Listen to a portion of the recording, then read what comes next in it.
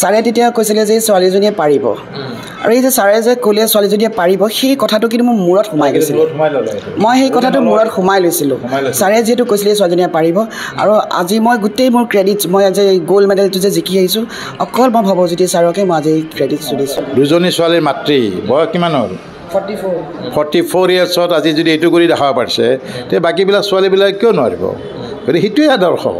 সেইকাৰণেও মানাওঁ যে আমি ইয়াতে ভাবে কি ইমান দাঙিছোঁ ইমান কৰিছোঁ আৰে কি কৰিছা এইজনীক চোৱা তাৰ খেল নাপালে আৰু অকল এই কাপোৰযোৰহে পালে মানে এনেকুৱা কাপোৰ পিন্ধি পেলাই ষ্টেজত উঠি পেলাই এইটো খেলে বিচাৰি পালে মোৰ নিজৰে হয় গতিকে মোৰ মাও বহুত দুখ পাইছিলে তেতিয়া মাক কৈছিলোঁ মই একো নাই তই শুনি থাক এতিয়া এটা সময়ত সিহঁতে বহুত মানে হেৰি কৰিব এতিয়া হয়ো এনেকুৱা এটা টাইম আহি গ'ল যে যিখিনিয়ে মোৰ সমালোচনা কৰিছিলে এইবিলাক ড্ৰেছ পিন্ধি কৰে তেওঁলোকে এতিয়া মোক মাতি পেলাই গামোচা পিন্ধাবলৈ লৈছে অসমৰ কাৰণে আজি বিদেশৰ মাটিত গৈ সোণৰ পদক অৰ্জন কৰি ভাৰতৰ ৰাষ্ট্ৰীয় সংগীত বজাই আৰু ভাৰতৰ ৰাষ্ট্ৰীয় পতাকা উদ্ধৰণ কৰি আহিলে গতিকে সেইটো চবচে ডাঙৰ কথা সেইটো তাতকৈ আৰু ডাঙৰ মানে সন্মান মানুহক নালাগে মোক ভাগৰ চাগৰ মই একো বুজি পোৱা নাছিলোঁ মই খালি কৰি গৈছিলোঁ আৰু যিটো খাব লাগিছিলে গতিকে এদিনত 72 ডিম খাব লাগে সেইটো মই কান্দি দিওঁ খাব নোৱাৰোঁ কিন্তু তথাপিতো মই খাইছিলোঁ আজিৰ ডেটতো আজি যদি ছায়ে যদি এনেকৈ কষ্টিউম পিন্ধি পেলাই এখন ফটো দিয়ে অসভ্য কিছুমান মানে অসভ্য জাত বুলি কওঁ মই সেইবিলাকে এটা ফটো মন্তব্য দিব কাপোৰখন গোটেই খুলি দিব লাগিছিলে অমুক তমুক বিভিন্ন এজনী মহিলাক সন্মান কৰিব নাযায় খেল কি বুজি নাপায় খাই বৈ পেলাই মই ৰাতি 11 বজাৰ পিছত মই যেতিয়া চব শুই যায় তাৰপিছত মই নিজৰ কাৰ্ডিঅ'খিনি কৰোঁ ৰাতিপুৱা 5টা বজাতে উঠোঁ মোৰ 1 মিনিটো এই ৰাতিপুৱা 5টাৰ পৰা ৰাতিলৈকে মই 1 মিনিটো সময় ৰেষ্ট পোৱা নাছিলোঁ লোৱাও নাছিলোঁ মই যদিও বডিটোৱে বিচাৰিছিলে ৰেষ্ট মই লোৱা নাছিলোঁ কাৰণ মোৰ এটাই আছিলে উদ্দেশ্য যে মই ৱৰ্ল্ড বডি বিল্ডিং চেম্পিয়নশ্বিপ খেলিবলৈ যাম আৰু তাত গৈ পেলাই মই এটা পদক পাব লাগে নমস্কাৰ গগৈ স্পৰ্টছ শ্ৰেণীৰ প্ৰতিযোগী দৰ্শকক স্বাগতম জনাইছোঁ আৰু মই বৰ্তমান উপস্থিত আছোঁ গুৱাহাটীৰ জালুকবাৰীস্থিত শৰাইঘাট জিমত আৰু মোৰ সৈতে উপস্থিত আছে এগৰাকী আন্তঃৰাষ্ট্ৰীয় শৰীৰ চৰ্চাবিদ তেখেত সকলোৰে পৰিচিত উষানগৰী তেজপুৰৰ জীয়ৰী তেখেত হ'ল ছায়া বৰুৱা আৰু শেহতীয়াভাৱে ইণ্ডোনেছিয়াত অনুষ্ঠিত ৱৰ্ল্ড বডি বিল্ডিং চেম্পিয়নশ্বিপত তেখেতে 2টাকৈ পদক অৰ্জনেৰে অসম তথা ভাৰতলৈ গৌৰৱ কঢ়িয়াই আনিছে আৰু কিছু মুহূৰ্তৰ পূৰ্বে গুৱাহাটীত ভৰি দিছে আমি তেখেতৰ সৈতে মত বিনিময় কৰিম লগতে আছে আমাৰ লগত আন্তঃৰাষ্ট্ৰীয় বিচাৰক ভৱজ্যোতি গোস্বামী ডাঙৰীয়া মই তেখেতৰ লগতো মত বিনিময় কৰিম প্ৰথমতে মই খেলুৱৈগৰাকীৰ ওচৰলৈ আহিবলৈ চেষ্টা কৰিছোঁ আপোনাক অভিনন্দন জ্ঞাপন কৰিছোঁ যিহেতু আপুনি দ্বিতীয়বাৰৰ কাৰণে আপুনি কেৰিয়াৰৰ পদক লাভ কৰিবলৈ সক্ষম হ'ল গতিকে কেনেকুৱা অনুভৱ 2টাকৈ পদক দখল কৰিবলৈ সক্ষম হ'ল ইণ্ডোনেছিয়াত কি ক'ব বহুত ভাল লাগিছে ভাবা নাছিলোঁ মই সোণৰ পদক পাম বুলি কিন্তু সোণৰ পদক পাই পেলাই মোৰ সপোন সাৰ্থক হ'ল কিমান দিনীয়া সপোন আছিলে আপোনাৰ যেহেতু এটা নহয় 2টাকৈ মেডেল পাবলৈ সক্ষম হৈছে বহুতৰে সপোন থাকে সোণ জয় কৰা সেয়াও আপুনি সফল হ'ল লগতে আৰু এটা আপুনি ৰূপ দখল কৰিবলৈ সক্ষম হ'ল কি কেটেগৰীত আপুনি সেই মেডেলকেইটা পাবলৈ সক্ষম হৈছে মই আপোনাৰ 165 চেণ্টিমিটাৰত এথলেটিক ফিজিকত মই আপোনাৰ চিলভাৰ পালোঁ আৰু যিটো অ'পেন কেটেগৰী হয় ওমেনৰ সেইটোত মই গ'ল্ড পাইছোঁ হয় আৰু কিমানখন ক্ৰান্তি আহিছিলে তাতে কিমানখন 46 কিমান টাফ আহিছিলে যিহেতু 46খন ইমান সহজ নহয় তাৰ মাজৰ পৰা আপুনি ইণ্ডিয়ালৈ আপুনি যেতিয়া মেডেলটো কঢ়িয়াই আনিছে বহুখিনি সাধনা কৰিব লগা হৈছে কিমান টাফ হৈছিলে গোটেই গেমটো বহুত টাফ আছিলে যিহেতু ভূটানৰ এগৰাকীয়ে তাৰে খেলুৱৈ এগৰাকীয়ে মোক মানে কম্পিটিশ্যনৰ সময়তে কৈছিলে যে বাইদেউ আপোনাৰ কম্পিটিশ্যন এবাৰ বহুত টাফ হ'ব মই যিগৰাকী 4th হৈছিলে তেখেতৰ লগত মোৰ কম্পিটিশ্যন মই ভাবিছিলোঁ তেখেত ফাৰ্ষ্ট হ'ব বুলি কাৰণ বহুত হিউজ আছিলে মানে ভাল আছিলে তেখেতৰ বডিটো মই যিগৰাকী 4th হৈছিলে কিন্তু হয়তো চিমেট্ৰিকলি চালে জাজসকলে মোক ভাল পালে গতিকে মই তেখেতক পৰাজিত কৰি মই জয়ী হ'বলৈ সক্ষম হ'লোঁ আপুনি যদি মেডেল দুটা এবাৰ দেখাই দিয়ে দৰ্শকসকলক এই দুটা হ'ল সেই দুটা মেডেল যি দুটা মেডেল সুদূৰ ইণ্ডোনেছিয়াৰ বুকুত world body building and physique sports চেম্পিয়নশ্বিপত এগৰাকী অসম জীয়ৰীয়ে তথা তেজপুৰৰ জীয়ৰীয়ে গৌৰৱ কঢ়িয়াই আনিবলৈ সক্ষম হৈছে আৰু লগতে 2টাকৈ ট্ৰফিও আছে মোৰ লগত ভিডিঅ' জাৰ্নেলিষ্ট জাবানে দেখাব 16 সংখ্যক WBPF world body building and physique sports চেম্পিয়নশ্বিপত ওমেন্স এথলেটিক ফিজিক শাখাত তেখেতে দ্বিতীয় স্থান দখল কৰিবলৈ সক্ষম হৈছে লগতে সোণৰ পদক অৰ্জন কৰিছে women's ladies athletics physics over 35 years older শাখাত মই ট্ৰফিকেইটা দেখালোঁ লগতে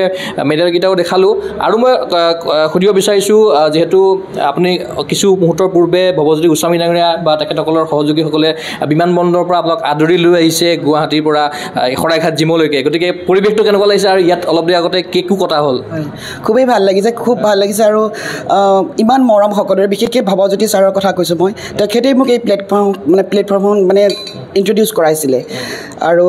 তাৰ আগতে মই ভাবাই নাছিলোঁ মই যেতিয়া মানে শোণিতপুৰ খেলিছিলোঁ ফাৰ্ষ্ট তেতিয়া ছাৰে আছাম খেলিছিলোঁ তেতিয়া ছাৰৰ চকুত একচুৱেলি মই পৰিছিলোঁ চাগে যিহেতু ছাৰে গম পায় কোন কিমান দূৰলৈ যাব পাৰে ছাৰে মোক তেতিয়া নিজেই মাতিলে মানে বেলেগৰ হতুৱাই ক'লে যে তাই পাৰিব আৰু মই ছাৰক কণ্টেক্ট কৰিলোঁ ছাৰে ক'লে তেতিয়া মোক যে তই পাৰিবি আৰু ছাৰৰ কাৰণে আজি ইমানখিনি মোৰ সম্ভৱ হ'ল ছাৰৰ যদি আজি মানে এইখিনি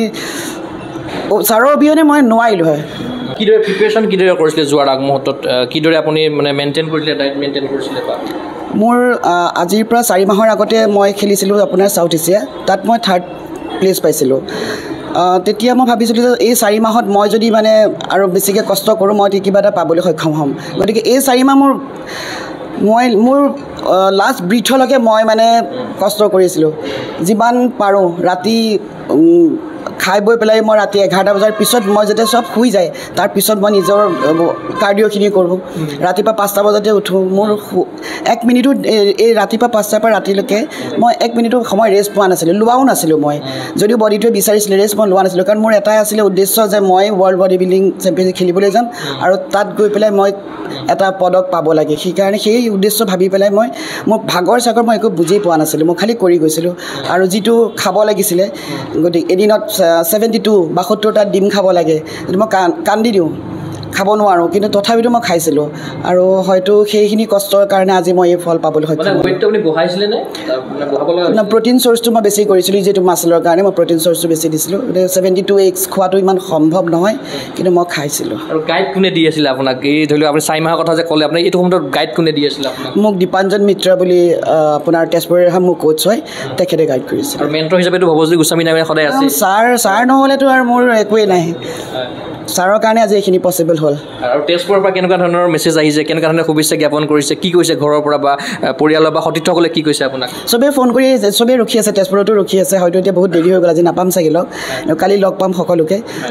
চবেই মানে আগ্ৰহে ৰখি আছে মোক লগ পাবলৈ এতিয়া আপোনাৰ আচলতে মই আকৌ আহি মই এই মুহূৰ্তত যাব বিচাৰিছোঁ আন্তঃৰাষ্ট্ৰীয় বিচাৰক ভৱজ্যোতি গোস্বামী ডাঙৰীয়া আছিলে যিহেতু শৰাইঘাট জিমৰ তেখেত স্বত্বাধিকাৰী মই আপোনাক এটা কথা সুধিব বিচাৰিছোঁ যিহেতু এগৰাকী অসম জীয়াৰীয়ে সুদূৰ ইণ্ডোনেছিয়াৰ বুকুত গৈ পেলাই এক ইতিহাস সৃষ্টি কৰিবলৈ সক্ষম হ'ল সেয়া হ'ল উষানগৰী তেজপুৰৰ জীয়াৰী তেখেত হ'ল ছায়া বৰুৱা গতিকে এই মুহূৰ্তত আপোনাৰ অনুভৱটো জানিব বিচাৰিছোঁ ধন্যবাদ গগৈ স্পৰ্টছ এনি আমাৰ আজি খুবেই আনন্দৰ দিন এইকাৰণেই যে মই সভাপতি হিচাপে Assam body builders and fitness association মই সভাপতি হিচাপে আজি বহুত গৌৰৱান্বিত সেইকাৰণে যে ছায়া বৰুৱাক যেতিয়া মই আজি 3-4 বছৰ আগত নেকি 3-4 বছৰ আগত তাইক মই দেখিছিলোঁ দেখি মই গম পাইছোঁ যে এইজনী ছোৱালী বডি বিল্ডিঙৰ কাৰণে ফিট তাই কিবা এটা বেলেগ এটা ইভেণ্টত পাৰ্টিচিপেট কৰিছিলে মই কৈছোঁ তই এইটো নালাগে তই বডি বিল্ডিঙত আহিবি কিন্তু তেতিয়া মই তাইক সেনেকৈ চিনি নাপাওঁ বেলেগ থ্ৰুদি মই ক'লোঁ আৰু কিন্তু সেই যে মই কৈছিলোঁ কাৰণ কি আমিও এটা কিবা এক্সপিৰিয়েঞ্চৰ পৰা কিবা এটা ক'ব পাৰোঁ যে আমি এনে কিবা এটা কাৰোবাৰ এটা আমি গুণ এটা দেখা পাওঁ তাৰমানে দেখা পালে আমি কওঁ সেনেকৈ কৈ সেই বস্তুটো যে আজি মোৰ যে সেই সপোনটো সফল হৈছে সফলটো তাই হৈছে কিন্তু সেইটো মানে কিবা এটা 1% অংশ হ'লে মই থকা যেন লাগিছে সেইখিনি মই গৌৰৱান্বিত আৰু অসমৰ কাৰণে আজি বিদেশৰ মাটিত গৈ সোণৰ পদক অৰ্জন কৰি ভাৰতৰ ৰাষ্ট্ৰীয় সংগীত বজাই আৰু ভাৰতৰ ৰাষ্ট্ৰীয় পতাকা উদ্ধৰণ কৰি আহিলে গতিকে সেইটো চবচে ডাঙৰ কথা সেইটো তাতকৈ আৰু ডাঙৰ মানে সন্মান মানুহক নালাগে সেইটো চবচে ডাঙৰ এটা সন্মান আজি এটা সোণৰ এটা ৰূপৰ পদক পাইছে ওমেন বডি বিল্ডিং যিটো ওমেন বডি বিল্ডিংটোত এসময়ত ভাৰতবৰ্ষৰ কাৰণে অসম বাদ দিয়ক ভাৰতবৰ্ষৰ কাৰণে এইটো সপোনৰ আগোচৰ আছিলে মই প্ৰথম অসমত ওমেন বডি বিল্ডিং আৰম্ভ কৰিছিলোঁ প্ৰথম মানে ষ্টাৰ্ট কৰিছিলোঁ তেতিয়া দুজনী ছোৱালী হয় মাত্ৰ কিন্তু এতিয়া আমাৰ বহুত প্লেয়াৰ গতিকে সেই ওমেন বডি বিল্ডিংটো ষ্টাৰ্ট কৰিছোঁ যিটো সময়ত মই প্ৰথম 1998ত মই প্ৰথম ইণ্টাৰনেশ্যনেল ইভেণ্টত গৈছিলোঁ ইটালীত তেতিয়া এখন ৱৰ্ল্ড চেম্পিয়নশ্বিপত মই গৈছিলোঁ এজ এ মানে অফিচিয়েল গৈ মানে দেখা পাইছোঁ মানে মেল বডি বিল্ডাৰ যিমান ওমেন বডি বিল্ডাৰৰ কিমান মই কৈছোঁ বাপৰে বাপ তেতিয়া মানে ইণ্ডিয়াত বডি বিল্ডিং ছোৱালী যে কৰিব এনেকৈ কষ্টিউম পিন্ধি এইটো মই সপোনৰ আগোচৰ আছিলে কিন্তু চেঞ্জ হ'ল আপোনালোকে বোধহয় জানে নাজানো 2000 চনত সেই ওমেন বডি বিল্ডাৰ আমি গুৱাহাটীত আনি দেখাইছোঁ এইটো অসমৰ মিষ্টাৰ শৰাইঘাট প্ৰতিযোগিতা 2000 চনত ওমেন বডি বিল্ডাৰ আৰু ওমেন বডি বিল্ডাৰ যেতিয়া আহিছে যেতিয়া কষ্টিউম পিন্ধি ওলাইছে তেওঁলোকৰ আমাৰ বিভিন্ন আজিৰ ডেটতো আজি যদি ছায়া যদি এনেকুৱা কষ্টিউম পিন্ধি পেলাই এখন ফটো দিয়ে অসভ্য কিছুমান মানে অসভ্য জাত বুলি কওঁ মই সেইবিলাকে এটা ফটো মন্তব্য দিব কাপোৰখন গোটেই খুলি দিব লাগিছিলে অমুক তমুক বিভিন্ন এজনী মহিলাক সন্মান কৰিব নাযায় খেল কি বুজি নাপায় তেওঁ এনেই যোৱা নাই তাতে পিন্ধি এনেই ৰাস্তাত ঘূৰি নুফুৰে এইটো পিন্ধি সেই কষ্টিউমটো খেলৰ কাৰণেই পিন্ধিব লগা হৈছে তাতে অসভ্য কিছুমান মানুহ আছে যোনে কোনোদিন তেওঁলোকে কোনোদিন ভাল চিন্তা কৰিব নোৱাৰে আৰু মহিলাৰ বেয়া দিশটোৰ ফালে লক্ষ্য তেওঁলোকে বেয়া বেয়া কমন দিয়ে গতিকে সেইটো আমি দেখা পাওঁ কিন্তু সেইবিলাক ভূক্ষেপ কৰিব নালাগে কাৰণ যিহেতু কষ্টিউম সেইটো পিন্ধি যদি তেওঁ ৰাস্তাত ঘূৰি ফুৰে সেই ড্ৰেছটো পিন্ধি ক'ৰবাত ফাংচনত যায় বিয়াত যায় তেতিয়া মানুহে ক'ব পাৰে যে এইজনী কি কিন্তু তেওঁ যিখন প্লেটফৰ্মত উঠিছে সেইখন এখন প্ৰতিযোগিতা আৰু সেই প্ৰতিযোগিতাত সেই কষ্টিউমটো দৰকাৰ হয় গতিকে সেইটো ডাঙৰ কথা গতিকে এনেকুৱা এটা পৰিৱেশত যেতিয়া আমি 2000 চনত প্ৰথম মহিলা বডি বিল্ডাৰ অসমত আনিছিলোঁ গুৱাহাটীত আমি অসমীয়াত ক'ব লগা তেওঁলোকে ইংলিছত অসমীয়াত ক'লে বুজি নাপাব আমাৰ তেতিয়া প্ৰদীপ হাজৰিকা ছাৰ আছিলে মিনিষ্টাৰ তেওঁ মানে অসমীয়াত ৰাইজক সেৱা কৰি পেলাই কি কৈছে জানেনে আজি মই কওঁ আপোনালোকক তেতিয়া ওমেন বডি বিল্ডিং নাই দেই ইণ্ডিয়াত কৈছে যে চাওক এই মহিলাসকলে এটা কষ্টিউম পিন্ধি আপোনালোকৰ সন্মুখত থিয় হ'ব আপোনালোকে হয়তো আগে পিছে এনেকুৱা খেল দেখা নাই গতিকে প্ৰথমবাৰৰ বাবে গুৱাহাটীত অনুষ্ঠিত হ'ব আৰু ইণ্ডিয়াতো সেনেকৈ হোৱা নাই গতিকে আপোনালোকক আমি কাতৰভাৱে অনুৰোধ জনাই যে কোনো যাতে ইয়াতে মানে ইটিং বা চিঞৰ বাখৰ কৰি মানে হেৰি নকৰে নোজোকায় বা এনেকৈ তেওঁ ৰিকুৱেষ্ট কৰিব লগা হৈছে ময়ো কৰিছোঁ ৰিকুৱেষ্ট যে ৰাইজে যাতে শান্তশিষ্টভাৱে খেলখন উপভোগ কৰে তাৰপিছতে আমি ওমেন বডি বিল্ডাৰটো ষ্টেজত নমাইছোঁ এইটো ইতিহাস হয় আমাৰ সেই আৰম্ভণি আমাৰ আছিলে তাৰপিছত সেনেকৈ লাহে লাহে ওমেন বডি বিল্ডিং আহিলে ইণ্ডিয়াত আৰু এতিয়া ইণ্ডিয়ান ওমেন বডি বিল্ডিঙত বহুত আগত যেনেকৈ আমাৰ অসমৰ পৰা গৈ পেলাই গ'ল্ড মেডেল পাইছে তো ইণ্ডিয়াৰ হৈ পাইছেতো গতিকে সেই চেঞ্জ হ'ল যুগৰ পৰিৱৰ্তন প্লাছ মহিলাসকল সমানে আগবাঢ়ি আহিছে আৰু মহিলাক ইটিকিং নকৰে কেতিয়াও মহিলাক সদায় সন্মান জনাব লাগে আৰু মহিলাক যোনে সন্মান জনাব নাজানে সি নিজৰ মাকক সন্মান জনাব নাজানে কাৰণ মাক এটাই জন্ম দিছে মানুহক কোনে জন্ম দিছে মহিলাই জন্ম দিয়া নাই জানো সেই মহিলাক যোনে অপমান কৰে সি তাৰমানে নিজৰ মাকক অপমান কৰে গতিকে সেইটো নাই চব কোনোবা মহিলা বেয়া থাকে তাৰ কোনোবা কিবা থাকে ক'ৰবাত আছে সেইটো বেলেগ এটা ইছ্যু কিন্তু প্লেয়াৰক সন্মান কৰিব নাপায় মোৰ হাতযোৰ কৰি ৰিকুৱেষ্ট চবকে যে ফেচবুকত বা ছ'চিয়েল মিডিয়াত যাতে আমাৰ খেলুৱৈসকলক ইটিঙিক আৰু বেয়া ধৰণে বেয়া দৃষ্টিৰে নাচায় তেওঁলোকে এখন প্লেটফৰ্মত সেই প্ৰতিযোগিতাতহে অংশ লৈছে তেখেতৰ যিখিনি সাধনা আছিলে তেখেতে ইতিমধ্যে উল্লেখ কৰিছে তেখেতে বাখত তাকতকৈ কণী মানে খাব লগা হৈছিলে ডিম খাব লগা হৈছিলে গতিকে বহুখিনি কষ্টও স্বীকাৰ কৰিব লগা হৈছে গতিকে তেখেতৰ সেই কষ্টখিনিৰ কথা কি ক'ব সেইটোৱেতো মই কৈছোঁ তাৰ ইমান ডেডিকেশ্যন আছে মই যে ক'লোঁ আজি 3-4 বছৰ আগতে যিটো ছায়াক মই লগ পাইছিলোঁ মই তেতিয়াই গম পাইছোঁ যে এই ভৱিষ্যত কিবা এটা বেলেগ এটা হ'ব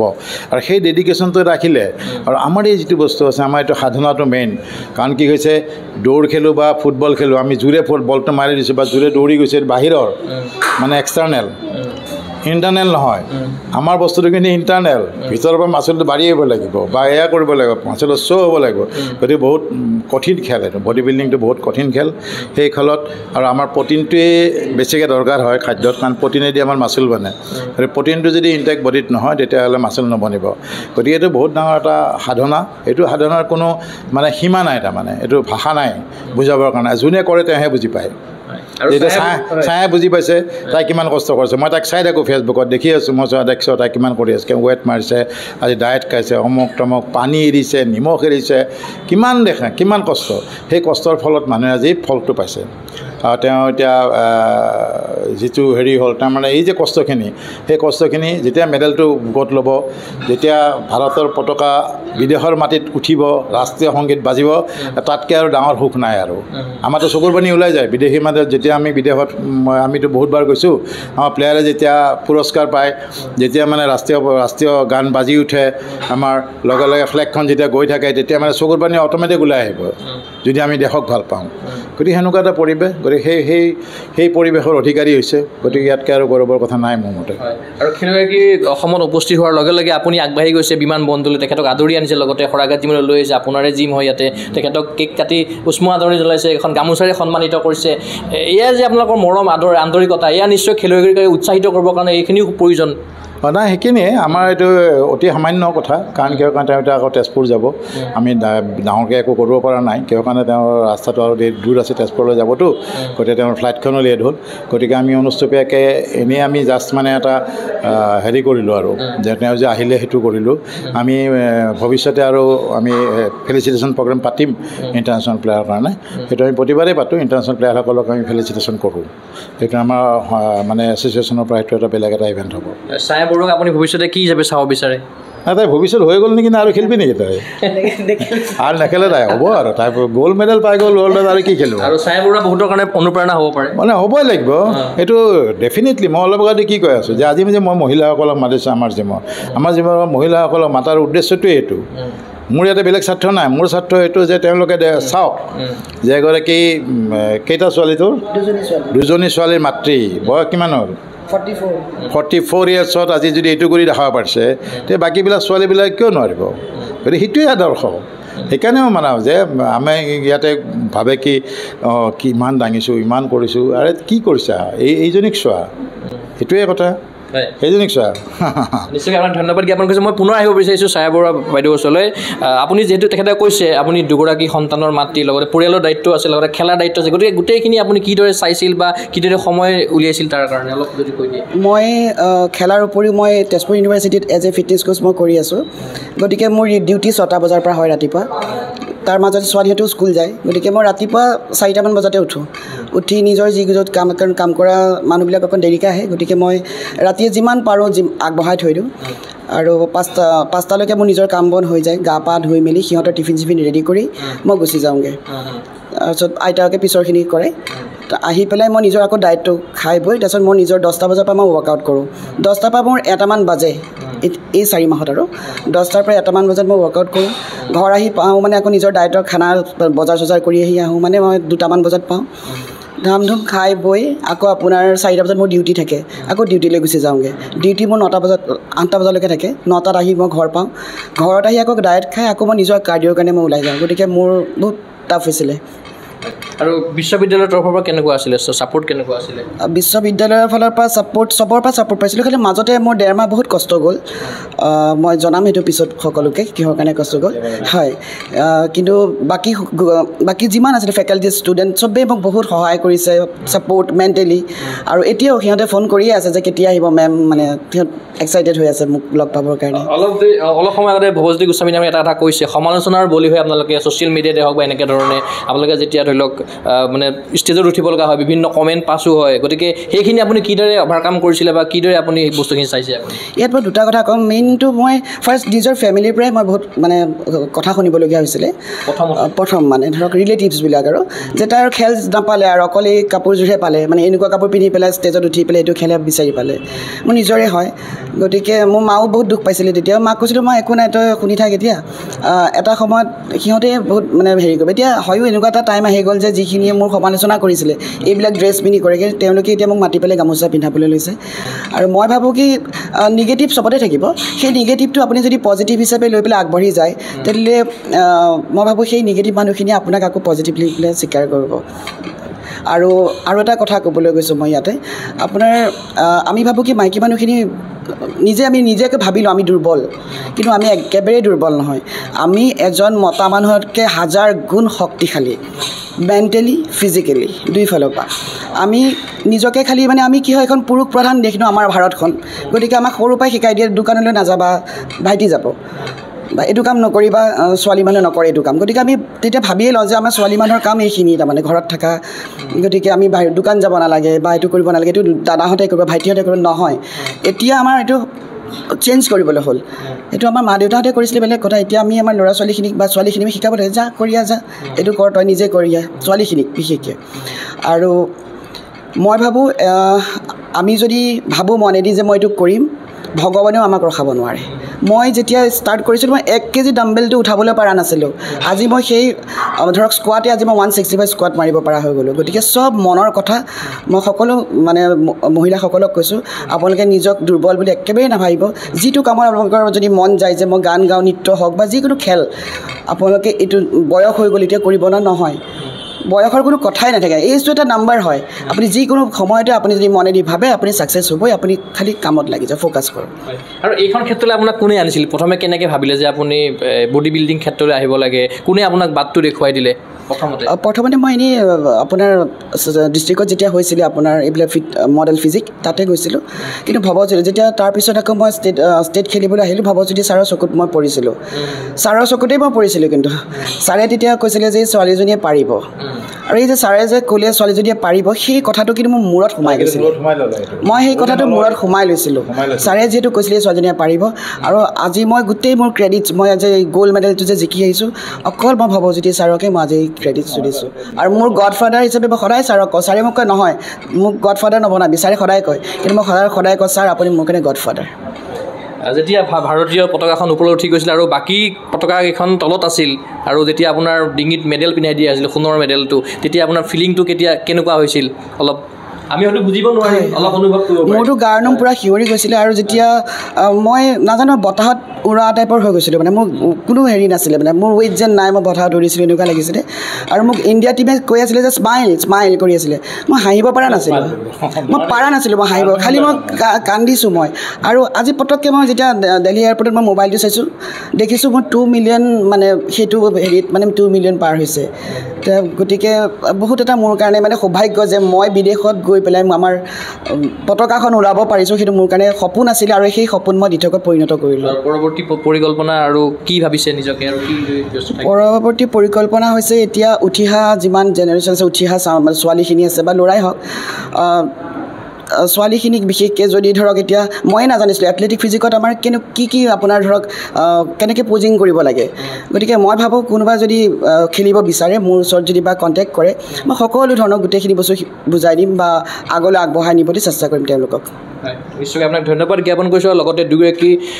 ব্যক্তিকে ধন্যবাদ জ্ঞাপন কৰিছোঁ পুনৰবাৰ ভিডিঅ'লিষ্ট জামনক এবাৰ দেখাবৰ কাৰণে অনুৰোধ জনাম যিটো ইণ্ডোনেছিয়াত অনুষ্ঠিত হৈছিলে world body building physique sports championship women's ladies athletic physique over 35 years old আৰু women's athletic physique up to 165 চেণ্টিমিটাৰত দুটাকৈ মেডেল অৰ্জন কৰিছিলে আৰু ট্ৰফিও লাভ কৰিবলৈ সক্ষম হৈছিলে আমি আজি ছায়া বৰুৱাৰ লগত কথা পাতিলোঁ লগতে ভৱজ্যোতি গোস্বামী ডাঙৰীয়াৰ লগতো কথা পাতিলোঁ আমি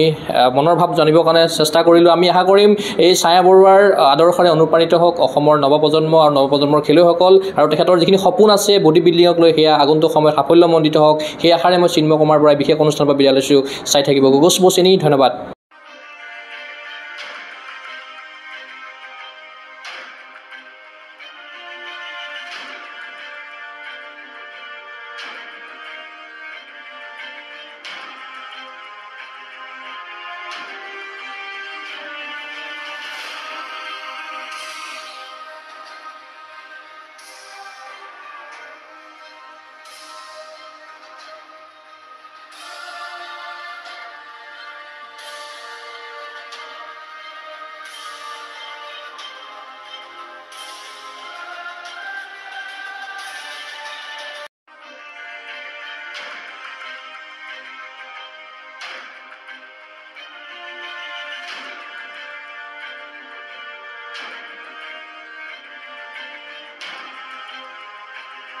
ফিজিকেল এডুকেশ্যন বিষয়ত ডিগ্ৰী পাঠ্যক্ৰমৰ কাৰণে অসম তথা উত্তৰ পূৰ্বাঞ্চলৰ প্ৰথমখন শিক্ষানুষ্ঠান অভিৰুচি ইনষ্টিটিউট অৱ ফিজিকেল এডুকেশ্যন 2 বছৰীয়া ফিজিকেল এডুকেশ্যনৰ BPEd পাঠ্যক্ৰম আৰু 4 বছৰীয়া BPES পাঠ্যক্ৰমৰ বাবে নামভৰ্তি চলি আছে বিতংকৈ জানিবৰ বাবে আজি যোগাযোগ কৰক যোগাযোগৰ নম্বৰসমূহ হৈছে 9435100098 7002233540 88765210998 website www.aipguwahati.in